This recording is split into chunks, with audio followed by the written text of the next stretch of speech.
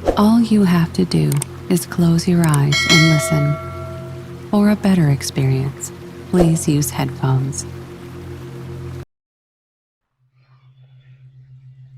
ಎಲ್ಲ ಪೂಜ್ಯರಲ್ಲಿ ತಮ್ಮೆಲ್ಲರಲ್ಲಿ ಪ್ರಣಾಮಗಳು. ಈಶಾವಾಸ್ಯಮಿದಂ ಸರ್ವಂ ಯತ್ ಕಿಂಚ ಜಗತ್ಯ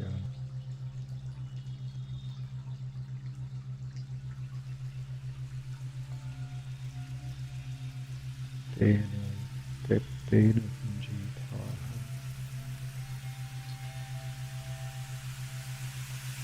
ಮಾ ಗೃಹಃ ಕಸ್ಯಚಿತ್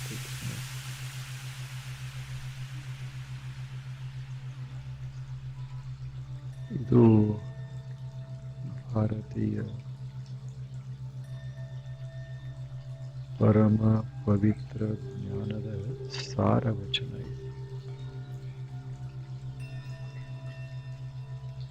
ಇದರಲ್ಲಿ ಎಲ್ಲವೂ ಅದು. ಅಂಥ ಸುಂದರವಳಿ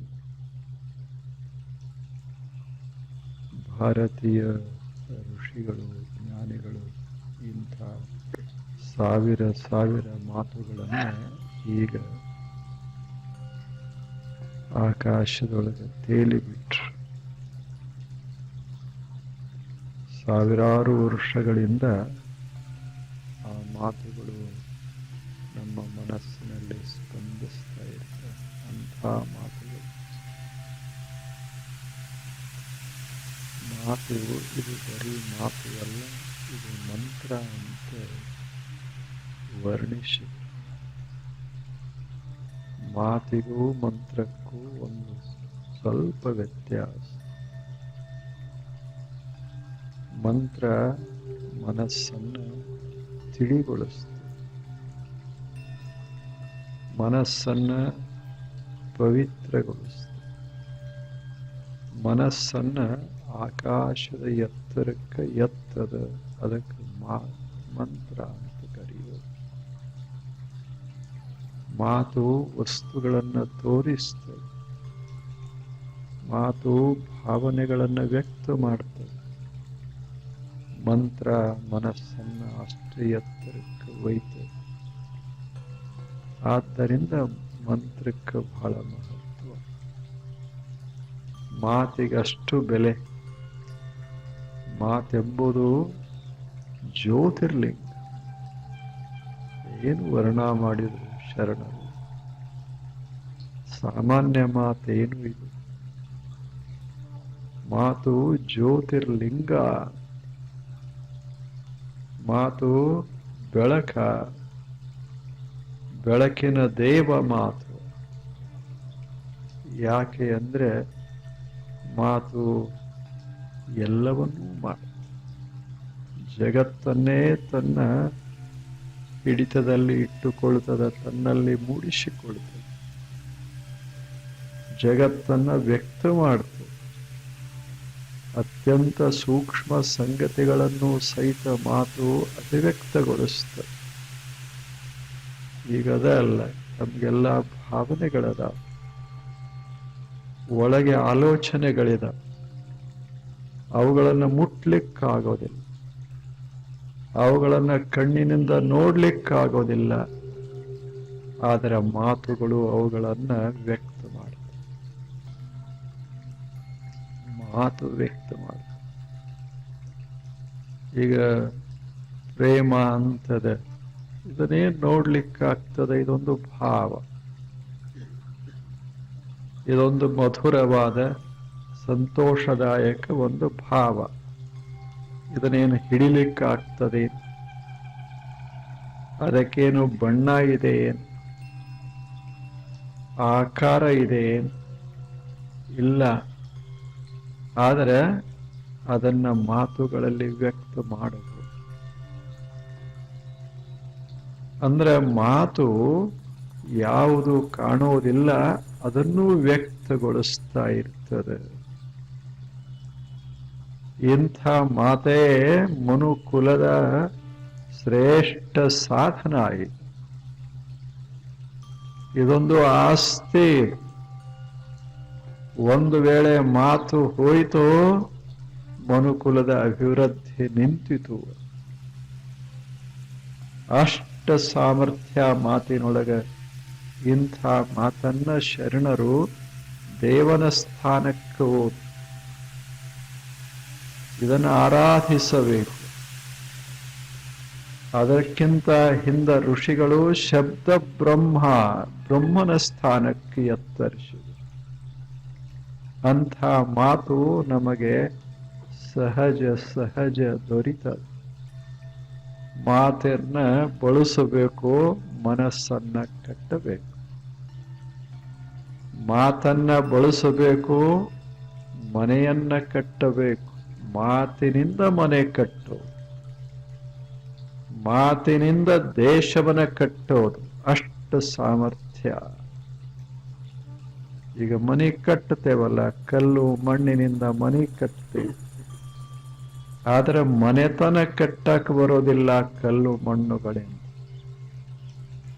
Houses may be built with bricks and mortar, but not homes.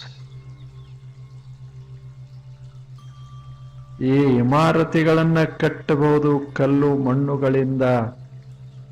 ಮನೆಯನ್ನ ಕಟ್ಟಲಿಕ್ಕಾಗ್ತದೇನು? ಮನೆತನವನ್ನ ಕಟ್ಟಲಿಕ್ಕಾಗ್ತದೇನು? ಮನೆತನ ಕಟ್ಟಬೇಕಾದ್ರೆ ಎರಡು ವಸ್ತುಗಳು. ಒಂದು ಮಧುರ ಭಾವ. Homes are built with loving arts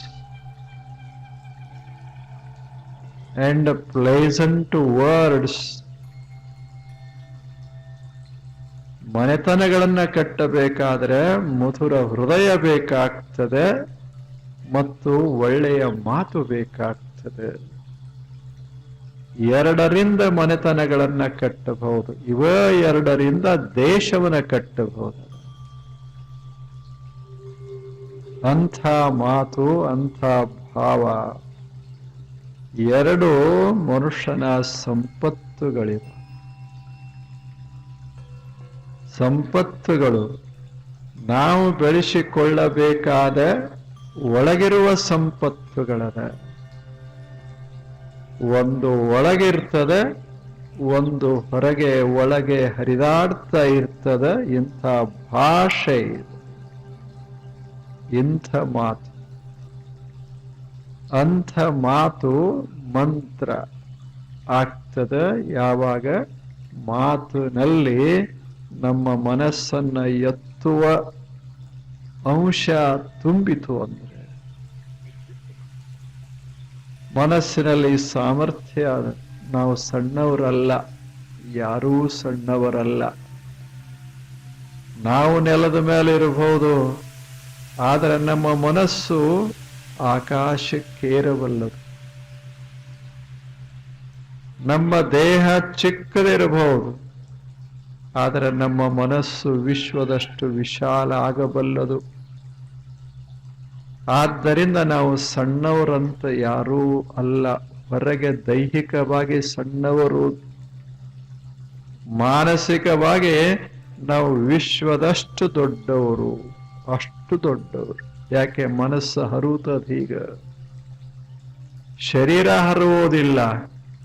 ಶರೀರ ನಾವು ಎಷ್ಟು ಕಷ್ಟಪಟ್ಟರು ಸಹಿತ ಬಹಳ ಆದರೆ 100 ಆಗಬಹುದು, 150 ಕಿಲೋ ಆಗಬಹುದು, ಸ್ವಲ್ಪ ವಿಸ್ತಾರ ಆಗಬಹುದು, ಆದರೆ ಹೆಚ್ಚಾಗೋದಿಲ್ಲ. ಮನಸ್ಸಂಗಲ್ಲ. ನಾವು ಎಷ್ಟು ಇಚ್ಛೆ ಪಡ್ತೇವೆ ಅಷ್ಟು ದೊಡ್ಡದಾಗ್ತದೆ ಮನಸ್ಸ. ಆದ್ದರಿಂದ ಮನಸ್ಸಿಗೆ ಅಷ್ಟು ಕಿಮ್ಮತ್. ಜಗತ್ತಿನ ಅದ್ಭುತವಾದ ರಚನೆ ಏನಾದರೂ ಇದ್ರೆ, ಸೃಷ್ಟಿ ಏನಾದರೂ ಇದ್ರೆ ಅದು ನಮ್ಮ ಒಳಗಿರುವ ಮನಸ್ಸು. ಎಂಥ ಮನಸ್ಸದ. ಸುಮ್ಮನೆ ಒಂದು ಕ್ಷಣ ಮನಸ್ಸನ್ನ ಹಿಂಗ ತೆಗೆದಿಟ್ರೆ ಏನು ಉಳಿತದಲ್ಲೇ? ಏನು ಉಳಿತದೆ? ದೈಹಿಕವಾಗಿ ನಾವು ಎಷ್ಟು ಬೆಳಿಬಲ್ಲೆವಿ, ಎಷ್ಟು ದೂರ ಸಾಗಬಲ್ಲೆವಿ. ಆದ್ರೆ ಮಾನಸಿಕವಾಗಿ ಅಸಾಧ್ಯ ಅನ್ನೋದು ಈ ಜಗತ್ತಿನಲ್ಲಿ ಇಲ್ಲ. ಈ ಮನಸ್ಸಿಗೆ ಸ್ವಲ್ಪ ಅವಕಾಶ ಕೊಟ್ರೆ ಏನ್ ಮಾಡ್ತದ, ಅಷ್ಟು ದೂರ ದೂರ ಹೋಗ್ತದೆ, ಕಾಲವನೇ ಮೀರ್ತದೆ. ಜಗತ್ತಿನ ಕೊನೆಯನ್ನೇ ತಲುಪ್ತದೆ. ಅಷ್ಟು ದೊಡ್ಡ ಮನಸ್ಸ ಇದು.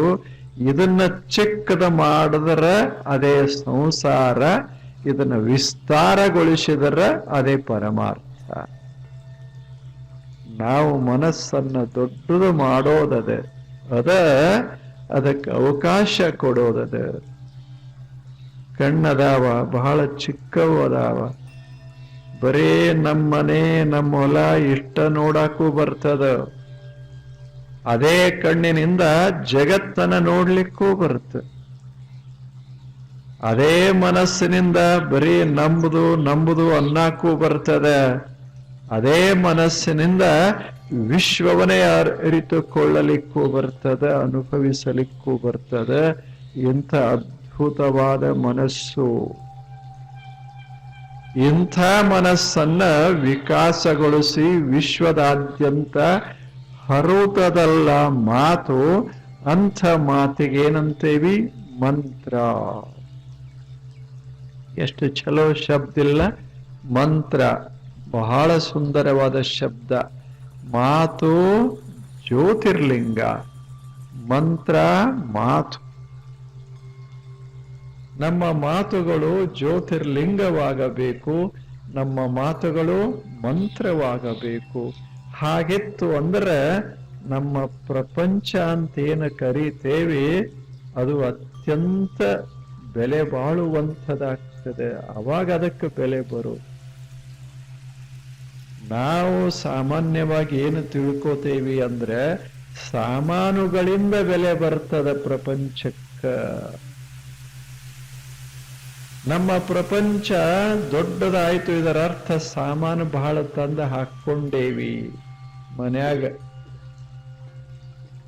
ಕೇವಲ ಸಾಮಾನ ಹಾಕಿದ ಮಾತ್ರಕ್ಕೆ ಒಂದು ಮನೆತನ ದೊಡ್ಡದಾಗ್ತದೆ. ದೊಡ್ಡದಾಗಬೇಕಾಗಿತ್ತು ಅಂದ್ರೆ ಇವು ಮಾತು ಭಾವ ಎರಡರಿಂದ ಒಬ್ಬ ಮನುಷ್ಯನನ್ನ ದೊಡ್ಡವನನ್ನಾಗಿ ಮಾಡಬಹುದು. ಮಹಾತ್ಮನಾಗೋದು ಮಾತುಗಳಿಂದ, ಮನಸ್ಸಿನಿಂದ. ಮನಸ್ಸು ಸಣ್ಣದಾಯಿತು, ಅಲ್ಪ ಆತ್ಮ. ಮನಸ್ಸು ದೊಡ್ಡದಾಯಿತು ಅಂದ್ರೆ ಮಹಾ ಆತ್ಮ. ಮಹಾತ್ಮ ಬುದ್ಧ, ಮಹಾತ್ಮ ಬಸವಣ್ಣ ಅಂದಿಲ್ಲ? ಮಹಾತ್ಮ. ಮಹಾತ್ಮ ಅಂದ್ರೆ ಯಾರ ಮನಸ್ಸು ಬಹಳ ದೊಡ್ಡದದ ಅಂಥವ್ರಿಗೆ ಮಹಾತ್ಮ. ನಮ್ಮ ಮನಸ್ಸು ದೊಡ್ಡದೇ ಅದ, ನಾವು ಬಿಟ್ಟಿಲ್ಲ ಅಷ್ಟೇ. ಅದು ದೊಡ್ಡದಾಗಾಕ ಬಿಟ್ಟಿಲ್ಲ. ಹೀಗೆ ಬಿಟ್ರೆ ಸಾಕು, ಅದು ಹರುತ್ತದೆ, ವಿಶ್ವದ ತುಂಬಾ ಹರುತ್ತದೆ. ಒಂದು ಕ್ಷಣ ಮನುಷ್ಯನೇ, ರವೀಂದ್ರನಾಥ್ ಟ್ಯಾಗೋರ್ ಹೇಳ್ತಾರೆ, ಒಂದು ಕ್ಷಣ ಹೊರಗೆ ಬಾ. ಎಷ್ಟು ಚಲೋ ಮಾತು ಹೇಳ್ತಾರೆ. ಗೀತಾಂಜಲಿ ಅಂತ ಒಂದು ಸುಂದರವಾದಂತ ಅಪ್ರತಿಮ ಗ್ರಂಥ. ಅದರಲ್ಲಿ ಒಂದು 100 ಮಾತುಗಳು, 100 ಗೀತಗಳು, ಸಣ್ಣ ಸಣ್ಣ ಗೀತಗಳು. ಆ ಗೀತ ಓದಿ WB ಈಟ್ಸ್ ಏನು ಆನಂದ ಪಟ್ಟು ನೊಬೆಲ್ ಪಾರಿತೋಷಕ ಕೊಡ್ಸಿ. ಎಂಥ ಮಾತು. ಅವ್ರು ಹೇಳ್ತಾರೆ, ಮನುಷ್ಯನೇ ಸ್ವಲ್ಪ ಕತ್ತಲಾಗ ಕೂಡೋ ಬದಲು ಹೊರಗೆ ಯಾಕೆ ಬರಬಾರದು? ಹೊರಗೆ ಬಂದು ಒಂದು ಕಣ್ಣು ತೆರೆದು ಒಂದಿಷ್ಟು ನೋಡು ಜಗತ್ತಿನ. ಎಂಥ ಸುಂದರವಾದ ಜಗತ್ತದ, ಎಷ್ಟು ಅತ್ಯದ್ಭುತವಾದ ಜಗತ್ತದ. ಇದ ದೇವರು. ಏನು ಹರವೆದಲ್ಲ, ಇದೇನು ಸಾಮಾನ್ಯ ಏನು? ಎಂಥ ಅವಕಾಶ ಇದು ಬದುಕಿನಲ್ಲಿ ನಮಗೆ ದೊರೆತಿರೋದು. ನಾವು ಸಣ್ಣವರಾಗಬೇಕು, ಅಷ್ಟೇ ದೊಡ್ಡವರು ಆಗಬೇಕು. ಸಣ್ಣ ವಸ್ತುಗಳನ್ನು ಉಪೇಕ್ಷಾ ಮಾಡಬಾರದು. We have to love an atom and at the same time love the space, sky. ಅಣುವನ್ನು ಪ್ರೀತಿಸಬೇಕು, ವಿಶಾಲವಾದ ಆಕಾಶವನ್ನು ಪ್ರೀತಿಸಬೇಕು. ಅಣುವನ್ನು ನೋಡಬೇಕು, ಆಕಾಶವನ್ನು ನೋಡಬೇಕು, ಬರೀ ಅಣುಗಳಲ್ಲ. ಸಣ್ಣದ ಎಷ್ಟು ಮಹತ್ವದ್ದೋ ದೊಡ್ಡದು ಅಷ್ಟೇ ಮಹತ್ವದ್ದು. ಎರಡನ್ನ ಅನುಭವಿಸೋದೇ ಜೀವನ. ಎರಡನ್ನೂ ಅನುಭವಿಸೋ ಅಂಥ ಮಾತು ಏನು ಮಾಡ್ತದೆ? ಮಂತ್ರವಾಗಿ ಮಾತೇನ್ ಮಾಡ್ತದೆ? ಇಂಥ ಮನಸ್ಸನ್ನ ಹೀಗೆ ಹೊರಗೆ ತರ್ತದೆ, ಅದನ್ನ ವಿಶ್ವದಲ್ಲಿ ಹರುತ್ತದೆ. ಅಂಥ ಸುಂದರವಾದ ಮಾತುಗಳ ಪುಂಜಕ್ಕ ನಾವು ಪವಿತ್ರ ಗ್ರಂಥಗಳು ಅಂತ ಕರೆಯೋದು. ಅವೇ ವಚನಗಳು, ಅವೇ ಅಭಂಗಗಳು, ಅವೇ ಸುಂದರವಾದ ಮಂತ್ರಗಳು. ಅಂಥ ಮಂತ್ರಗಳು ನಾವು ಮನಸ್ಸಿನಲ್ಲಿ ಅಂಥ ಮಂತ್ರಗಳನ್ನ ಇಟ್ಟುಕೊಂಡಿರೋದು ಮನಸ್ಸನ್ನ ವಿಸ್ತಾರ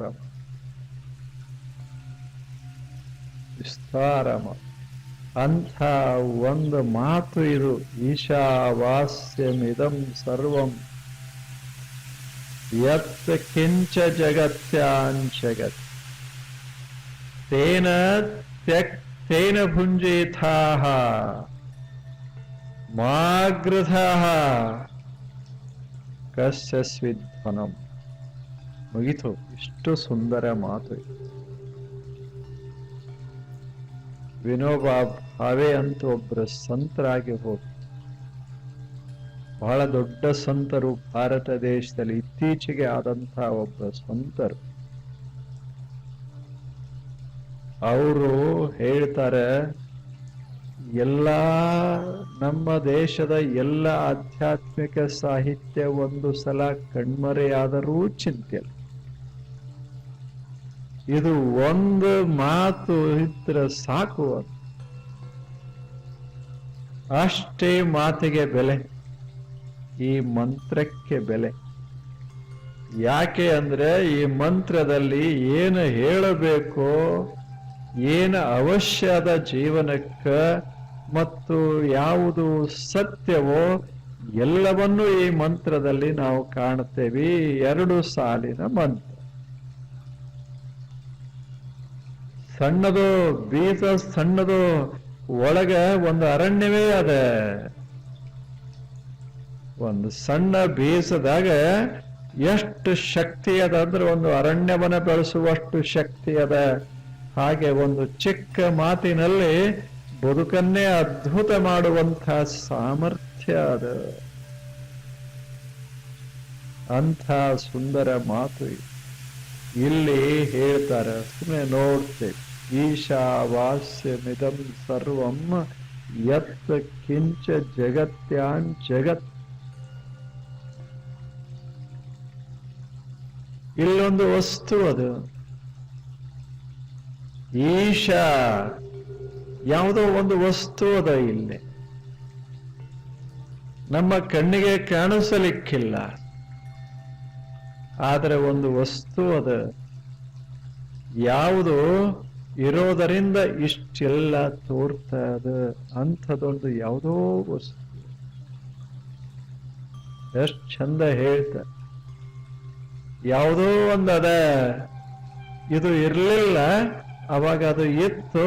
ಅಂಥದೊಂದು ವಸ್ತು ಅದ. ಇದು ಇರಲಿಲ್ಲ. ಅಲ್ಲಮ ಪ್ರಭುಗಳು ಬಹಳ ದೊಡ್ಡ ಜ್ಞಾನಿಗಳು. ಅವರು ಅದೇ ಮಾತು ಹೇಳ್ತಾರೆ. ಎಷ್ಟು ಚಂದ ಸುಂದರ. ಆದಿ ಅನಾದಿ ಇಲ್ಲದಂದು ಪೃಥ್ವಿ ಆಕಾಶ ಒಂದಾದಂದು ಸೂರ್ಯ ಚಂದ್ರ ಉದಿಸದಂದು ಗುಹೇಶ್ವರ ನೀನು ನಿರಾಳ. ಸೂರ್ಯ ಚಂದ್ರ ಇರಲಿಲ್ಲ ಅಂತ ಇಟ್ಕೊಳ್ಳಿ. ಯಾವಾಗ ಒಂದು ಕಾಲ ಅವಾಗ ಸೂರ್ಯನೂ ಹೊರಟಿರಲಿಲ್ಲ, ಚಂದ್ರನು ಮೂಡಿರಲಿಲ್ಲ, ಆಕಾಶದೊಳಗೆ ನಕ್ಷತ್ರಗಳಿರಲಿಲ್ಲ. ಇವೆಲ್ಲ ನಂತರ ಹೊತ್ತಿ ಬಂದು ಇವು ಹೊತ್ತಿಕೊಳ್ಳುವ ಮುಂಚೆ ಏನಿರಬಹುದು ಯೋಚನಾ ಮಾಡಿ. ಇದು ಅಧ್ಯಾತ್ಮ. ಇದು ಏನಿರಬೇಕು? ಸೂರ್ಯ ಚಂದ್ರನಿಗೆ ಆಯುಷ್ಯ ಅದ. ಸೂರ್ಯನ ಆಯುಷ್ಯ ಸುಮಾರು 500 ಕೋಟಿ ವರ್ಷ ಅಂತ ಇಟ್ಕೊಳ್ಳು. ಚಂದ್ರ ಒಂದಿಷ್ಟು ಸಣ್ಣವ, ಸಾವಕಾಶ ಬಂದ. ಭೂಮಿನೂ ಒಂದೀಟು ಬಂತು, ಇವೆಲ್ಲ ಬಂದಾವ. ಆದ್ರೆ ಇವು ಮೊದಲ ಇರಲಿಲ್ಲ. ಮೊದಲ ಇವು ಇರೋಕ್ಕಿಂತ ಮುಂಚೆ. ಎರಡನೇದ್ದು ಇದು ಪೃಥ್ವಿ, ಆ ಬಳಿಕ ಇದು ಆಕಾಶ ಅಂತೇನು ಭೇದದ. ಈ ಭೇದ ಹುಟ್ಟೋಕ್ಕಿಂತ ಮುಂಚೆ ಅಂದ್ರೆ ಪೃಥ್ವಿ ಆಕಾಶ ಒಂದಾದಂತು. ಇವೆರಡು ಅವಾಗ ಒಂದೇ ಇದ್ದು, ಮ್ಯಾಲ ಕೆಳಗಂತ ಇರಲಿಲ್ಲ, ಭೂಮಿ ಇರಲಿಲ್ಲ, ಆಕಾಶ ಇರಲಿಲ್ಲ. ಅಂಥದೊಂದು ಕಾಲ ವಿಜ್ಞಾನಿಗಳು ಹೇಳ್ತಾರೆ ಸುಮಾರು 1400 ಕೋಟಿ ವರುಷಗಳ ಹಿಂದೆ ಏನೂ ಇರಲಿಲ್ಲ. 1400 ಕೋಟಿ ವರುಷಗಳ ಹಿಂದೆ ವಿಶ್ವ ಇರಲಿಲ್ಲ. ಬಿಗ್ ಬ್ಯಾಂಗ್ ಅಂತ ಕೇಳಿರ್ಬೇಕು ತಾವು. ಅದು ಸಿಂಗ್ಯುಲಾರಿಟಿ. ಅವಾಗ ಏನಿತ್ತು ಅಂದ್ರೆ ಏನೂ ಇಲ್ಲ ಅನ್ನೋದಿತ್ತು. ಎಷ್ಟು ಮಜಾ ಅದ. Nothing existed before the big bang. Nothing existed, nothing itself existed. ಏನೂ ಇರಲಿಲ್ಲ, ಏನೂ ಇರಲಿಲ್ಲ ಅನ್ನೋದೇ ಇತ್ತು. ಮಜಾ ಇಲ್ಲ ಇದು. ಇರಲೇ ಇಲ್ಲ ಅಂತಲ್ಲ, ಇತ್ತು, ಅದು ಏನೂ ಅಲ್ಲ. ಇದು ವಿಜ್ಞಾನ. ಇದಕ್ಕೆ ಸಿಂಗ್ಯುಲಾರಿಟಿ ಅಂತ. ಇದು ಇತ್ತು, ಆದರೆ ಏನೂ ಇರಲಿಲ್ಲ. ಈಗೇನು ಕಾಣಿಸ್ತದಲ್ಲ, ಇದು ಯಾವ್ಯಾವುದೂ ಇರಲಿ. There was no matter, no time, no space. ಅವಾಗ ಕಾಲ ಇರಲಿಲ್ಲ, ದೇಶ ಇರಲಿಲ್ಲ, ವಸ್ತು ಇರಲಿಲ್ಲ, ಏನೇನು ಇರಲಿಲ್ಲ. ಅವಾಗ ಮತ್ತೇನಿತ್ತು? ಏನಿತ್ತು ನಮಗ್ ಗೊತ್ತಿಲ್ಲ, ಆದ್ರೆ ಇತ್ತು. ಅದೇ ದೇವರು. ಚಂದಿಲ್ಲ? ಅದಕ್ಕೆ ಈಶಾ ಅಂತ ಕರೀತಾರೆ. ಏನು ಭಾರತೀಯರ ಸಂಶೋಧನಾ ನೋಡಬೇಕು. ವಿಶ್ವದ ಮಹಾಮೂಲ ಅದನ್ನು ಸ್ಪರ್ಶ ಮಾಡಿದ್ರು. ಏನಿತ್ತು ಮೊದಲ? ಏನೋ ಇತ್ತು. Something existed. ಏನೋ ಇತ್ತು. Out of which the whole universe came into existence. ಯಾವುದರಿಂದ ಜಗತ್ತೆಲ್ಲ ಹೊರಬಿತ್ತೋ ಅಂಥದ್ದೊಂದು ಏನೋ ಇತ್ತು, ಅದೇನು ಇತ್ತು ಅದಕ್ಕ ಶರಣರು ಶೂನ್ಯ ಅಂತ ಕರೆದು. ಏನು ಇತ್ತು ಅದಕ್ಕ ಅಲ್ಲಮ ಪ್ರಭುಗಳು ಬಯಲ ಅಂತ ಕರೆದ್ರು. ಬೇಟಾ ಬಯಲೇ ಇತ್ತು,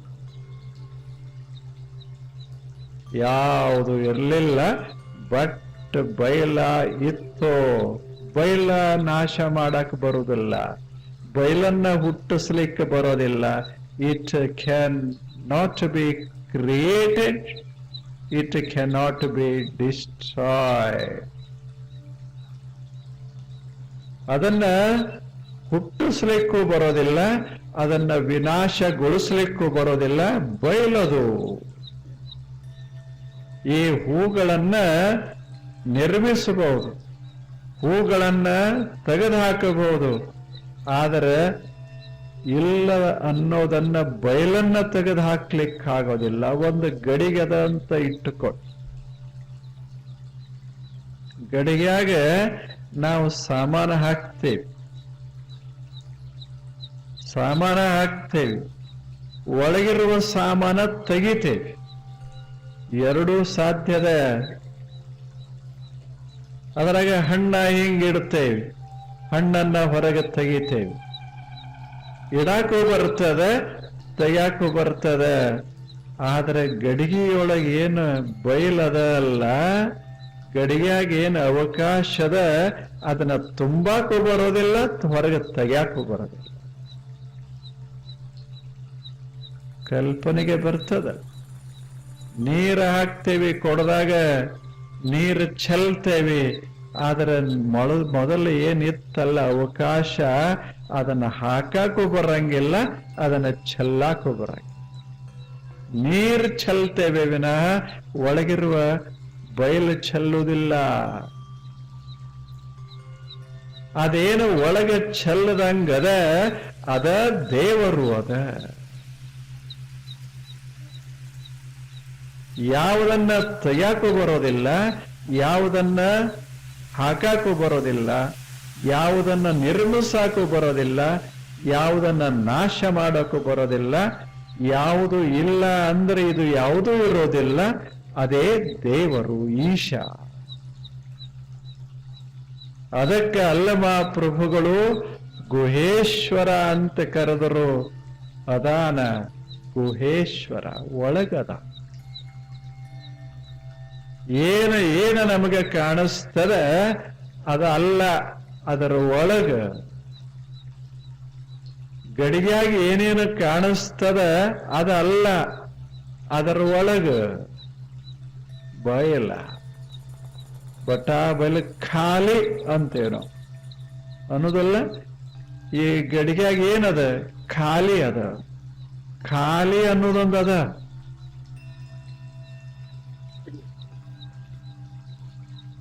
ನಾವೆಲ್ಲ ಇಲ್ಲ ಅಂತೇವಿ, ಏನದ? ಖಾಲಿ ಅದ. ಕೊಡ ಖಾಲಿ ಅದ. ಹಂಗೇನು ಅದ ಅಂತೇವಿ, ಖಾಲಿ ಅಂತ ಏನು ಕರೀತೇವಲ್ಲ, ಅದೇ ಸತ್ಯ ವಸ್ತು, ಅದು ದೇವರು. It is the divine. ಏನ್ ಸಂಶೋಧನಾ ಮಾಡಿ ಅದಕ್ಕೆ ಆ ಋಷಿ ಶಬ್ದ ಕೊಟ್ಟ. ಈಶಃ, ಈಶಃ ಅದೇ ಮುಖ್ಯ, ಅದು ದೊಡ್ಡದು. ಯಾಕೆ? ಮೊದಲಿರೋದು ಅದೇ, ಕೊನೆಗಿರೋದು ಅದೇ. ನಮ್ಮದು ಹಂಗೆ. ನಾವು ಸ್ವಲ್ಪ ವರ್ಷದ ಹಿಂದೆ ಇರಲಿಲ್ಲ, ಮುಂದೆ ಕೆಲವು ವರ್ಷದ ನಂತರ ಇರೋದಿಲ್ಲ. ಇರೋದಿಲ್ಲ ಅಂತಲ್ಲ, ಇರ್ಲಿಲ್ಲ ಅಂತಲ್ಲ, ಹಿಂಗಿರೋದಿಲ್ಲ ಅಷ್ಟೇ. ನಾವು ಬಯಲಾಗೆ ಇರ್ತೇವೆ. ಯಾರೂ ಸಾಯೋದಿಲ್ಲ, ಯಾರೂ ಹುಟ್ಟೋದಿಲ್ಲ, ನಾವು ಬಯಲಾಗೆ ಇರ್ತೇವೆ. ಆ ಏನು ಇರ್ತೇವಲ್ಲ ಬಯಲಾಗಿ, ಅದಕ್ಕೆ ಏನು ಕರೀತಾರೆ? ದೇವರು. ಅದು ಆತ್ಮ, ಅದು ಪರಮಾತ್ಮ. ಅದಕ್ಕೆ ಬ್ರಹ್ಮ, ದ ಗ್ರೇಟ್. ಏನು ಶಬ್ದಗಳಿವು, ಹೆಸರಲ್ಲ, ಇಟ್ಟ ಹೆಸರುಗಳಲ್ಲ. ದೇವ ಅನ್ನೋದೊಂದು ಹೆಸರಲ್ಲ, ದೇವ ಅನ್ನೋದೊಂದು ಶಬ್ದ. ಈಗ ಇವು ಎಲ್ಲ ಹೆಸರು ಆಗ್ತಾವ. ಯಾವ? ಆ ಹೆಸರು, ರಾಮ, ಭೀಮ, ಇವೆಲ್ಲ ಹೆಸರುಗಳು. ದೇವನಿಗೆ ಹೆಸರಿಲ್ಲ. ದೇವ ಅನ್ನೋದೇ ಸುಂದರ ಶಬ್ದ, ಸಂಕೇತ. ದೇವ ಅಂದರೆ ಬರೀ ಬರೀ ಬೆಳೆ, ಬರೀ ಬಯಲ. ದ ವೈಡ್ ಇಟರ್ನಲ್ ಅಂಥದೊಂದು ಏನು ಅದನ್ನ ಸಿದ್ಧ ಮಾಡಕ್ಕೂ ಬರೋದಿಲ್ಲ, ಅಸಿದ್ಧ ಮಾಡಕ್ಕೂ ಬರೋದಿಲ್ಲ. ಹೆಂಗ ಸಿದ್ಧ ಮಾಡೋರು ನಾ ಹೇಳಿದೆ, ಬಟಾ ಬಯಲ ಗಡಿಯಾಗಿ ಏನಿಲ್ಲ ಅಂದೆ. ಅದು ಇಲ್ಲ ಅನ್ನೋದು ಇಲ್ಲ ಅಂತ ಸಿದ್ಧ ಮಾಡಕ್ ಬರ್ತದೆ? ಇಲ್ಲ ಅನ್ನೋದು ಅದ ಅಂತ ಸಿದ್ಧ ಮಾಡಕ್ ಬರ್ತದೆ? ದೇವರ ಅದಾನ ಅಂತೂ ಸಿದ್ಧ ಮಾಡಕ್ ಬರುದಿಲ್ಲ, ಇಲ್ಲ ಅಂತೂ ಸಿದ್ಧ ಮಾಡಕ್ ಬರುದಿಲ್ಲ. ಯಾಕೆ? ಅದು ಇರೋದೇ ಹಾಗೆ. ಸುಮ್ಮನೆ ನಾವು ಜಗಳ ಮಾಡ್ತೇವಿ, ದೇವ್ರ ಹಂಗದಾನ ಹಿಂಗದಾನ ಅಂತ. ಕೆಲವರು ಇಲ್ಲ ಇಲ್ಲ ಅಂತ, ಕೆಲವರು ಇದಲ್ಲ. ಏನಾರ ಇರ್ತದಲ್ಲ, ಗಡಿಗೆ ಗೊತ್ತಾಗ್ತದಲ್ಲ, ಅದನ್ನ ನೆನಪಿಟ್ಕೊಳ್ಳೋದು. ಮನೆಗೆ ಹೋಗ್ತಿರಲ್ಲ, ಈಗ ಗಡಿಗೆ ನೋಡಿದ ಕೂಡ್ಲೆ ಖಾಲಿ ಮಾಡು ಅಂತೀರಿ, ಖಾಲಿ ಆಗುದಿಲ್ಲ, ಅದು ಹಂಗ ಇರ್ತದ. ಅದಕ್ಕೆ ನಮಸ್ಕಾರ ಮಾಡೋದು. ಖಾಲಿ ಆಗ್ಲಿಲ್ಲಲ್ಲ, ಅದು ಶಾಶ್ವತ, ಅದು ದೇವರು. ಆ ದೇವರ ಅನ್ನುವ ಅದೇನು ಬಯಲಾಗ, ಅದೇನು ಖಾಲಿದಾಗ ಹಾಲು ಹಾಕೋದು, ಕುಡಿಯೋದು, ಅದೇ ದೇವನ ಪ್ರಸಾದ. ಅದರಾಗ ನೀರು ಹಾಕೋದು, ಕುಡಿಯೋದು, ಇದು ದೇವ ಕೊಟ್ಟ ಅಮೃತ. ಯಾಕೆ? ಒಳಗೆ ದೇವರದ. ಬಯಲ ಇಲ್ಲದೆ ಇದ್ರೆ ಗಡಿಗೆ ಇಲ್ಲದ, ಬಯಲ ಇಲ್ಲದೆ ಇದ್ರೆ, ಖಾಲಿ ಅನ್ನೋದು ಇಲ್ಲದೆ ಇದ್ರೆ ಸಾಮಾನು ಹಾಕಕ್ಕೆ ಹೆಂಗ್ ಬರ್ತದ? ಅದಕ್ಕೆ ಸಾಮಾನು ಹಾಕತೇವಿ ಅಂದಾಗ ಅಲ್ಲಿ ಅದ ಇದು ದೇವರು. ಮತ್ತೆ ನಮ್ಮ ಮನೆಯಾಗೇನು ಗಡಿಗೆ ಆಗದ ಖಾಲಿ, ಅವ್ರ ಮನೆಯಾಗೇನು ಗಡಿಯಾಗ ಖಾಲಿ ಇಲ್ಲ, ಹಿಂಗದ. ನಮ್ಮದು ಎಷ್ಟು ತಿಳುವಳಿಕೆ ಸಣ್ಣದ ಆಗ್ತದ ಅಂದ್ರೆ, ನಮ್ಮ ದೇವರು ಬ್ಯಾರೆ, ಇವ್ರ ದೇವರು ಬ್ಯಾರೆ. ಅದ್ರಾಗ ದೇವರ ಕೆಲವು ಸಣ್ಣ ದೇವರು, ಕೆಲವು ದೊಡ್ಡ ದೇವರು. ಬಹಳ ಆಶ್ಚರ್ಯದ. ಅದ್ರಾಗ ಕೆಲವು ಶ್ರೀಮಂತ ದೇವರು, ಕೆಲವು ಬಡು ದೇವರು. ನಾವು ಹೆಂಗದೇವಿ ಹಂಗ ದೇವರನ್ನ ಮಾಡಿಬಿಡ್ತೇವೆ. ಎಲ್ಲರೇ ದೇವರು ಶ್ರೀಮಂತ ಇರ್ತದೆ, ಎಲ್ಲರೇ ದೇವರು ಬಡವ ಇರ್ತದೆ, ಸಣ್ಣದಿರ್ತದೇನು, ದೊಡ್ಡದಿರ್ತದೇನು? ಯಾವ ಕೋಲ್ಯಾಗ ಆದ್ರೆ ಏನೋ ಆಯ್ತು, ಯಾವ ಕೊಡದಾಗ ಆದ್ರೆ ಏನಾಯ್ತು, ಬಯಲು ಒಂದ ಇರ್ತದೆ. ಈ ಕೊಡದ ಬಯಲು ಬ್ಯಾರೆ, ಆ ಕೊಡದ ಖಾಲಿ ಬ್ಯಾರೆ, ಹಿಂಗೇನ್ರೆ ಇರ್ತದೆ. ಎಲ್ಲಾ ಕೊಡದಾಗಿರುವ ಖಾಲಿ ಅಂತದ ಅಲ್ಲ, ಅದು ಒಂದೇ. ಹಾಗ ಎಲ್ಲೇ ಇರ್ಲಿ, ಈ ವಿಶ್ವದೊಳಗೆ ಎಲ್ಲೇ ಇರ್ಲಿ, ಅಲ್ಲಿ ಇರೋದೇ ಖಾಲಿ. Nothing is it self the eternal existence. ಅದೇ ಶಾಶ್ವತವಾದ ಅಸ್ತಿತ್ವ, ಅದ ದೇವರು. ಆದ್ದರಿಂದ ಅವ್ರ ಕಲ್ಪನಾ ಹೆಂಗದ, ದೇವ್ರದ್ದು ಎಂಥ ಅದ್ಭುತ ಕಲ್ಪನಾ, ನಮ್ಮ ಕಲ್ಪನಾ ಹೆಂಗದಾವ. ನಮ್ಮ ದೇವರಿಗೆ ಬಹಳ ಬಹಳ ಬೇಕಾಗ್ತಾವ. ಅವು ಹೇಳತಾನ ಕನಸಿನಾಗ ಬಂದು, ನಾನೀಗ ಹೊರಗೆ ನಿಂತೇನೆ, ಬಿಸಿಲು ಬಹಳ ಬಡ್ಯಾಕ ಹತ್ಯದ, ಒಂದಿಟ್ಟೇನರೆ ಕಟ್ಟು ಅಂತ. ಯಾವ ಬಿಸಿಲು, ಬಡಿಯೋದು ಯಾರಿಗೆ, ಏನು? ಸುಮ್ಮನೆ ತಾವು ವಿಚಾರ. ಏನು ದೇವರು, ಎಂಥ ಅದ್ಭುತ ದೇವರು. ಇದೇ ಭಾರತ ದೇಶದಾಗ 4-5 ಸಹಸ್ರ ವರ್ಷಗಳ ಹಿಂದೆ ಬರೀ ಒಬ್ಬ ಸಾದಾ ಮನುಷ್ಯ ವಿಶ್ವವನ್ನು ನೋಡಿ ದೇವನನ್ನ ಕಲ್ಪಿಸಿದ ಎಂಥ ಅದ್ಭುತ ದೇವ. 2-4-5 ಸಾವಿರ ವರ್ಷ ಆದರೂ ನಮ್ಮ ದಿನ ಕಲ್ಪನಾ ಬದಲಾಗಿಲ್ಲ. ಆಶ್ಚರ್ಯ. ನಾವು ನಮ್ಮ ದೇವರನ್ನ ಮನುಷ್ಯರಂಗ ಮಾಡ್ತೇವೆ. ದೇವರ ಮನುಷ್ಯರಂಗ್ ಖಾಲಿ ಅನ್ನೋದು ಮನುಷ್ಯರಂಗ್ ಇರ್ತದೆ. ಕೊಡದಾಗ ನೀರ್ ಹಾಕಿದ್ರು ಖಾಲಿ ಅನ್ನೋದು ನೀರ್ನಂಗಿರುವುದಿಲ್ಲ. ಹಾಲು ಹಾಕಿದ್ರೆ ಹಾಲಿನಂಗಿರುವುದಿಲ್ಲ. ಅದನ್ನ ಹಾಕಿದ್ರೆ ಅಲ್ಕೋ ಹಾಕಿದ್ರೆ ಅದರಂಗೂ ಇರುವುದಿಲ್ಲ. ಏನು ಹಾಕಿದ್ರು ಅದಕ್ಕೇನು ಹತ್ತುದು ಇಲ್ಲ.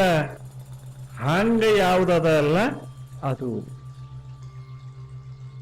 ನೀವು ದೇವರನ್ನ ಬೈದ್ರ ಸರಿ, ಹೊಗಳಿದ್ರ ಸರಿ, ಏನೇನು ಆಗೋದಿಲ್ಲ.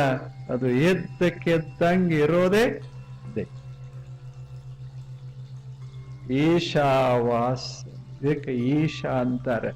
ಯಾಕೆ ಈಶಾ ಅಂತಾರಂದ್ರೆ ಇದು ಇಲ್ಲದ ಜಾಗ ಇಲ್ಲ. ಖಾಲಿ ಇಲ್ಲದ ಜಾಗ ಎಲ್ಲದ? ಬಯಲಿಲ್ಲಪ್ಪ ಅನ್ನೋದು ಜಾಗಾರೇ ಎಲ್ಲದ? ಒಳಗ ಬಯಲದ, ಹೊರಗ ಬಯಲದ, ಎಲ್ಲಾ ಕಡೆ ಬಯಲು ಬಯಲದ. ಬಯಲಾಗ ನಾವು ಇರೋದಾದ ಬಳಿಕ ಜಾಗ ಎಲ್ಲದ? ನಾವು ದೇವರಿಂದ ದೂರ ಹೋಗ್ಲಿಕ್ಕೆ ಬರಂಗಿಲ್ಲ, ಸಮೀಪ ಬರಕ್ಕೂ ಬರಂಗಿಲ್ಲ. ಯಾಕೆ? ಇರೋದೆಲ್ಲ ಬಯಲ. ಆದಿ ಅನಾದಿ ಇಲ್ಲದ ನೀವೇನೇ ಕಲ್ಪನಾ ಮಾಡಿ ಅದು ಇರಲಿಲ್ಲ. ಭೂಮಿ ಎಷ್ಟ ದೊಡ್ಡದಿರ್ಲಿ, ಮ್ಯಾಗೆ ನೋಡ್ತೇವಲ್ಲ ಮುಗಿಲು ಎಷ್ಟ ಇರ್ಲಿ, ಇವು ಯಾವ ಮೊದಲು ಇರ್ಲಿಲ್ಲ. ಚಂದ್ರ ಸೂರ್ಯ ಯಾವುದಿರ್ಲಿಲ್ಲ. ಗುಹೇಶ್ವರ ನೀನು ನಿರಾಳ. ಎಷ್ಟು ಚಂದ ಶಬ್ದ ಬಳಸ. ದೇವನನ್ನ ನಿರಾಳ ಅಂತ ಶಬ್ದ ಬಳಸಿದ ದೇವನಿಗೆ. ನಿರಾಳ ಅಂದ್ರೆ ನಿರಾವಿಲ. ಆವಿಲ ಅಂದ್ರೆ ಸ್ವಲ್ಪ ಏನರ ಇದ್ದದ್ದು. ನಿರಾವಿಲ ಅಂದ್ರೆ ಏನೇನು ಇಲ್ಲದ್ದು. ಅಲ್ಲಿ ಕಲ್ಮಶ ಅಂತ ಏನೂ ಇಲ್ಲ. ಅದು ನಿರಾವಿಲ್. ನಿರಾಳ್ ಅನ್ನೋದಲ್ಲ. ಆ ಮನುಷ್ಯ ನಿರಾಳದ. ಈಗ ಲಗ್ನ ಆಗ್ತದ, ಎಲ್ಲ ಮನೆ ತುಂಬಾ ಜನ ಜನ ಜನ ಜನ ಬಂದು ಒಂದು 18 ದಿವಸ ಮನೆ ತುಂಬಿ ಹೋಗಿರ್ತ. ಆ ಬಳಿಕ ಒಂದು ದಿವಸ ಎಲ್ಲರೂ ಹೋಗಿ ಬಿಡ್ತಾರೆ. ಒಬ್ಬನೇ ಕೂತಿರ್ತಾನ ನಿರಾಳ. ಏನಿಲ್ಲ, ತಣ್ಣಗದಾನೀಗ. ಏನ್ 1 ತಿಂಗಳ ಮನ್ಯಾಗ ಗದ್ದಲ ಐತ್. ಎಲ್ಲಾ ಗದ್ದಲ ಹೋದ ಬಳಿಕ ಏನು ಉಳಿದಿರ್ತದಲ್ಲ ಒಬ್ಬನೇ ಇರ್ತಾನ. ಇವತ್ಯಾರೂ ಇರುದಿಲ್ಲ. ಅವಾಗ ಏನಂತಾನ? ನಿರಾಳ. ಮುಗಿತಪ್ಪ, ಎಲ್ಲ ಮುಗಿದು ಹೋಯ್ತಲ್ಲ, ಅದ ನಿರಾಳ. ಅಂದ್ರೆ ದೇವ್ರಂದ್ರೆ ಎಲ್ಲಾ ಮುಗಿದವಾದ ಬಳಿಕ ಏನು ಉಳಿದಿರ್ತದಲ್ಲ ತಣ್ಣಗ, ಅದೇ ದೇವರು. ಇದು ಅಲ್ಲ ಮಾತ್ರ ನಿರಾಳ. ಇಂದ ಮನೆಗೆ ಹೋಗ್ರಿ, ಎಲ್ಲ ಮನೆಯವ್ರೆಲ್ಲ ಅವ್ರಿಗೆ ಉಣಿಸಿ ತಿನಿಸಿ ಹೊರಗೆ ಕಳಿಸಿ ತಣ್ಣಗೆ ಒಂದು ಕ್ಷಣ ಕುಂಡ್ರಿ. ನಿರಾಳ ದೇವ ದರ್ಶನ. ನಿರಾಳ ದೇವರಲ್ಲಿ ಗದ್ದಲಿರುವುದಿಲ್ಲ. ಗದ್ದಲಿತ್ತು ಅಂದ್ರೆ ಅದು ದೇವರಲ್ಲ. ಇದು ಹಿಂದಿನವ್ರದ್ದು. ಪಾಶ್ಚಿಮಾತ್ಯರಲ್ಲೂ ಹಾಗೆ. ಸಾಕ್ರೆಟಿಸ್ ನಂತವ್ರು ಬಂದ್ರು, ಲಾವೋತ್ಸೆನಂತ ಅವರು ಬಂದ್ರು. ಲಾವೋತ್ಸೆ ಹೇಳ್ತಾನೆ, ಚೀನಾ ದೇಶದ ಬಹಳ ದೊಡ್ಡ ತತ್ವಜ್ಞಾನಿ ಲಾವೋತ್ಸೆ. ದೇವರಂದ್ರೆ ಏನು? ಏನಂತೀಯಲ್ಲ ಅದು ಶಾಂತವಾದ ಬಳಿಕಿರೋದೇ ದೇವ್. ಎಷ್ಟು ಚಂದ. ಶೂನ್ಯದಿಂದ ಒಗೆದು ಬಂದವು ಶಬ್ದ. ಲಾವೋತ್ಸೆ ಮೊದಲು ಏನೋ ಇತ್ತು ಇಲ್ಲದಂಗೆ, ಅದರಿಂದ ಒಗೆದು ಬಂದವು ಶಬ್ದಗಳು ಹಿಂಗ ಹರಿದುವಲ್ಲ, ಅದು ದೇವರು. ಇಂಥ ದೇವ. ಇದಕ್ಕೆ ಏನಂತಾರೆ? ಈಶಃ.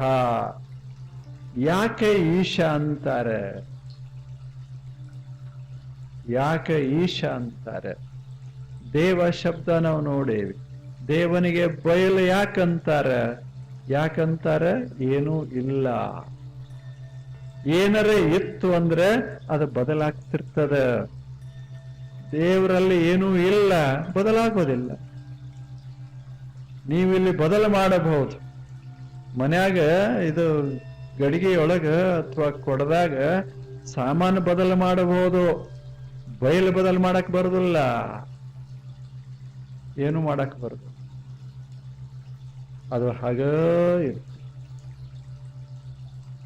ಹಾಗ ಗುಡಿ ಬದಲು ಮಾಡಬಹುದು, ಮನಿ ಬದಲು ಮಾಡಬಹುದು, ಏನೆಲ್ಲ ಬದಲು ಮಾಡಬಹುದು. ಏನು ಬದಲು ಮಾಡಲಿಕ್ಕೆ ಬರೋದಿಲ್ಲ ಅಂಥದ್ದೇ ಅದು ದೇವರು. ದೇವ ಶಬ್ದದ ಅರ್ಥ ಬೆಳಕ, ಬೆಳಕಿನ ಬೆಳಕ, ಲೈಟ್ ಆಫ್ ದ ಲೈಟ್. ಇದೇನು ಕಾಣಿಸ್ತದಲ್ಲ, ಇದೆಲ್ಲ ಭೌತ ಪ್ರಕಾಶ, ಫಿಸಿಕಲ್ ಲೈಟ್. ಈ ಭೌತ ಪ್ರಕಾಶವನ್ನ, ಈ ಪ್ರಕಾಶವನ್ನ ತಿಳ್ಕೋತೇವಲ್ಲ, ಅದು ತಿಳಿವಿನ ಪ್ರಕಾಶ. It is the light of light. ಅದೆಷ್ಟು ಚಂದದ. ನಾನು ಬೆಳಕನ್ನ ನೋಡ್ತೇನೆ, ನಾನು ಬೆಳಕನ್ನ ನೋಡ್ತೇನೆ ಅಂದ್ರೆ ಬೆಳಕಿನ ಮ್ಯಾಲೂ ಬೆಳಕ ಚೆಲ್ತೇನೆ. ಅಂಥದೊಂದು ಬೆಳಕ ನಮ್ಮೊಳಗದ ಅಲ್ಲ. It is the light off consciousness. ಅದೇ ಪ್ರಜ್ಞಾ ಬೆಳಕ, ಪ್ರಜ್ಞಾ ಪ್ರಕಾಶ. ಅದೇ ಜ್ಞಾನ ಪ್ರಕಾಶ. ಆ ಜ್ಞಾನ ಪ್ರಕಾಶವೇ ದೇವ. ಸಂಸ್ಕೃತದಲ್ಲಿ ದೇವ ಅಂದರೆ ಪ್ರಕಾಶ. ಅದರ ನಿರುಕ್ತಿ ಅಂದ್ರೆ ಶಬ್ದ ರಚನಾ. ಅದರ ಅರ್ಥ ಸಂಸ್ಕೃತದಲ್ಲಿ ಏನು? ಬೆಳಕ, ದಿವ್ಯ ಬೆಳಕ, ಪವಿತ್ರ ಬೆಳಕ. ಅದು ಕಾಣುವ ಬೆಳಕಲ್ಲ, ಅರಿವ ಬೆಳಕು. ಇದು ದೇವ.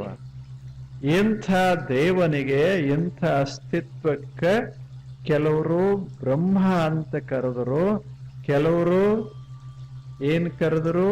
ಶೂನ್ಯ ಅಂದ್ರು. ಈಗ ಅದಕ್ಕೆ ಈಶಾ ಅಂತ ಒಂದು ಶಬ್ದ ಬಳಸ್ಯಾರ. ಅದಕ್ಕೆ ಈಶಾ ಯಾಕಂದ್ರು? ದೇವ ಅಂದ್ರೆ ಈಶಾ, ಈಶನೇ ದೇವ, ಈಶ್ವರ. ಅದನ್ನ ಪ್ರಶ್ನೆ ಶಿಷ್ಯ ಮಾಡ್ತಾನೆ, ಗುರು ಉತ್ತರಿಸ್ತಾನೆ. ಇಂದಲ್ಲ, ನಾಳೆ.